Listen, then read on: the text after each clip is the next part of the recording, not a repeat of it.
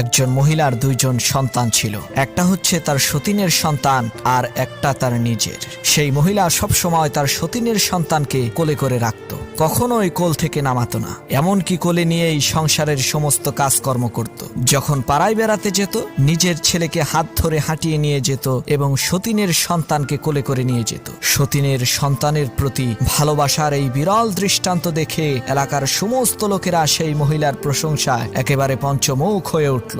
সবার মুখে একই কথা, এই মহিলার মতো ভালো মহিলা আর নাই। একদিন পাড়ার এক মেয়ে লোক এসে বলল, বুবুজান, নিজের ছেলেকে এরকম অবহেলা করে সতীনের ছেলেকে এত আদর করা ঠিক হবে না, এতে আপনার নিজেরই ক্ষতি। তখন সেই মহিলাটি বলে উঠল, শোনেন বুবু, আমার ছেলেকে আমি অবহেলা করি না, এটা লোকদের বোঝার ভুল। তাকে আমি হাঁটিয়ে নিয়ে বেড়াই যাতে তার পা শক্ত হয়, আর সতীনের ছেলেকে সবসময় কোলে করে রাখি যাতে সে কোনোদিন হাঁটতে না শিখে। কোলে থাকতে থাকতে সে যাতে অচল আর পঙ্গু